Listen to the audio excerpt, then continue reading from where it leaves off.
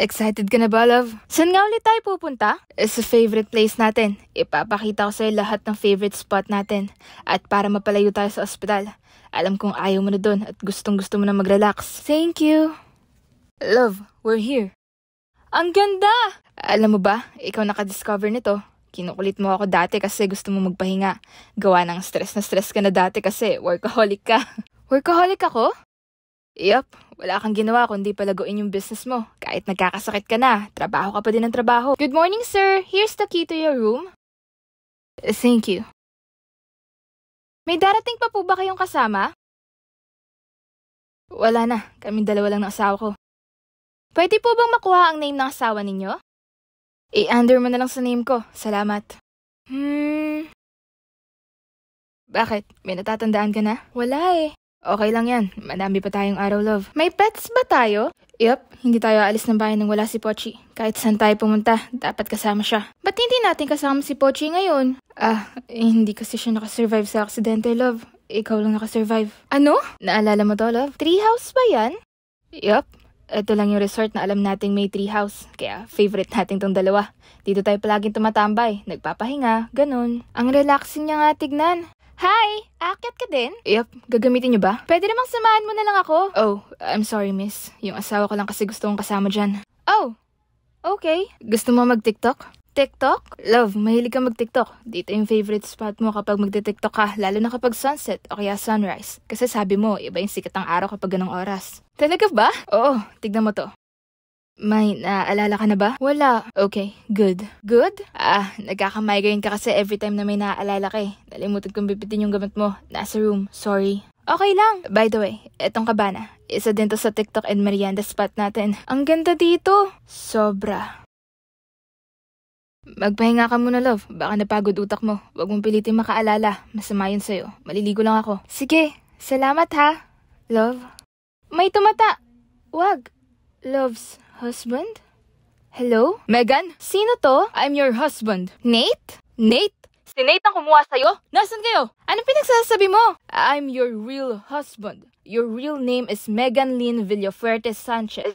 You got into a car accident and lost your memories.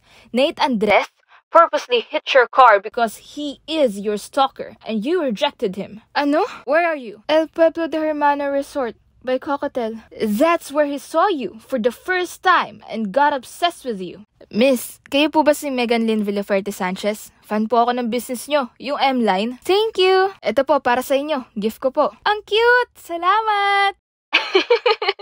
Ay, nalaglag! Ikaw, dito ka! Hi, love! Dito tayo! Love?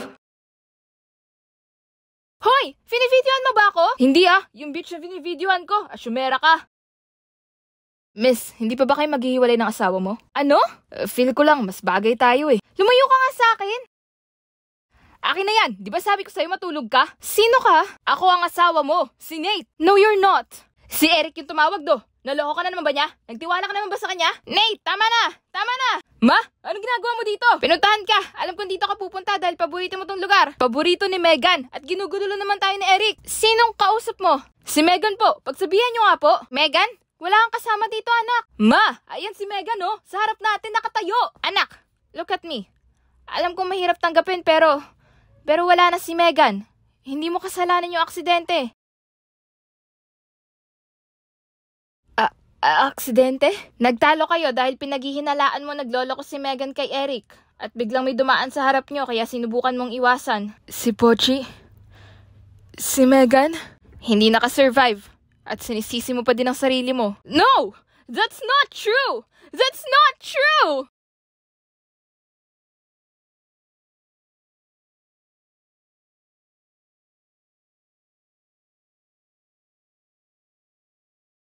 Sobrang bait ng asawa ko. Hindi niya deserve ko anong nangyari sa kanya.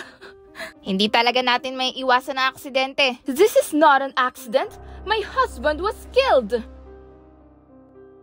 Siya si Gloria Lazaro, 2 taon na ang kapitbahay ng mga Villafuerte, 1 taon ng kasal sa namayapang Don Quijado, at ang chismis ay, Ano ba yung suot niya? Pupunta ba siyang libing o party? Balita ko, lahat ng yaman at ari-arian ni Don Quijado sa kanya mapupunta. Walang iniwan sa dating pamilya? Wala! Ang damot naman niya sa mga totoong anak niya. Gloria, tama na. Alam kong masakit, pero kailangan nating mag-move on. No! Hindi ako naniniwalang aksidente siyang nalaglag sa building. Lasing siya, Gloria, at kilala mo siya kapag lasing. May tumulak sa kanya. Sigurado ako doon. Gloria! Lara Lazaro, ang kapatid ni Don Quijado. Lara, please, you have to believe me. That's enough! Ayan naman si Doña Maria, ang pinakapinuno ng pamilya Lazaro.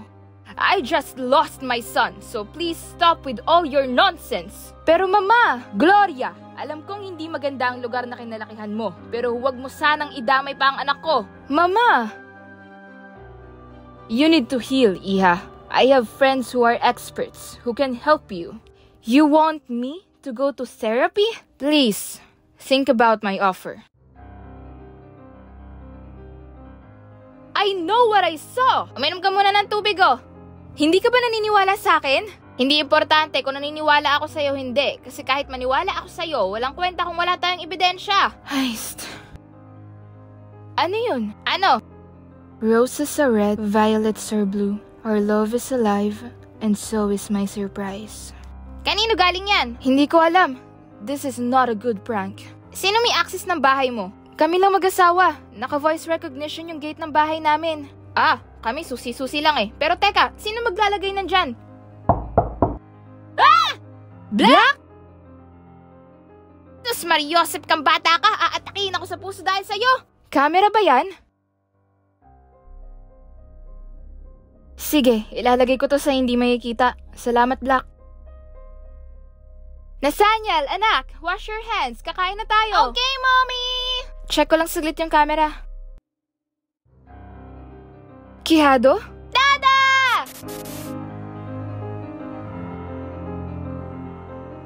Check ko lang saglit yung camera.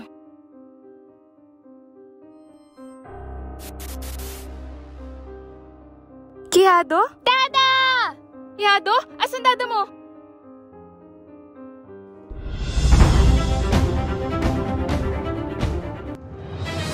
Sikat na businessman patay matapos mahulog sa 13th floor ng isang building. Ano na kaya ang future ng Lazaro Industries? Diyan mo nakita dada mo? Yes, Mommy! Anak, be honest with Mommy, okay? Did Dad talk to you? Mommy, you're scaring me! I'm sorry. Go brush your teeth. Okay! Nasaan si Doña Maria? Why are you looking for me? Have you thought about my offer? Buhay si Quijado, Mama! Gloria, eto na naman tayo. I have proof. Show me.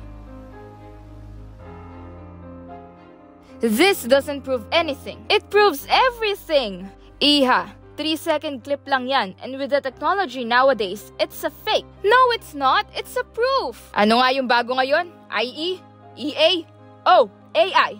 You can manipulate anything. Are you saying I manufactured this? No, I'm not saying that. I'm just saying it's not real.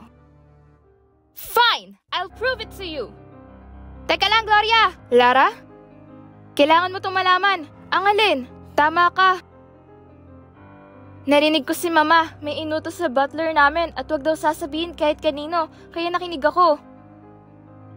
May pinapadala siyang damit sa isang hotel weekly.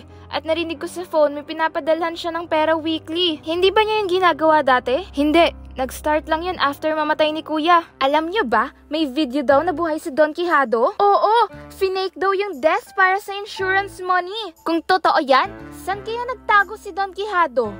Good afternoon, madams. I am Detective Alarcon. Pwede niyo ba akong isali sa discussion niyo?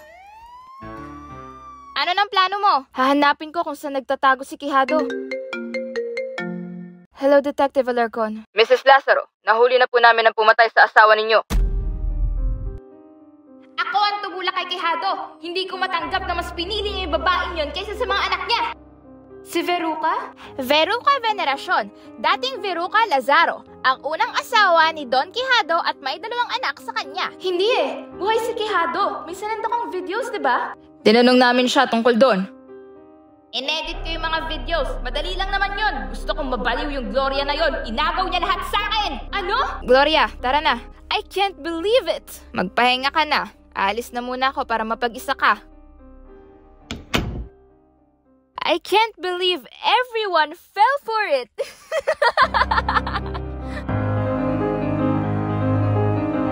What? Don't give me that judging look. It's your idea. You know, you're right, Black. Dramatizing the fact will look like a lie. Hindi aksidenteng nahulog si Quijado. Tinulak siya! And boom! Walang naniwala, although it's true. Tinulak siya. Tinulak ko! Thank you, Black. You covered for me kahit nakita mo lahat. Akala ko ako mamamatay ng time na yun. Sawang-sawa na ako sa ilang taong pang-aabuso at pambababae niya. For sure, kahit sabihin ko namang self-defense yun, wala namang maniniwala sa akin. And blackmailing Veruca is the perfect touch. Go to jail for killing Quijado or go to jail and lose the company. To give you some context, ang ibig sabihin niya ay marami kasing ginawang pandaraya at pangkorap si Veruca Veneracion sa kanyang kumpanya. And the rest, ikaw na gumawa. You are a silent genius!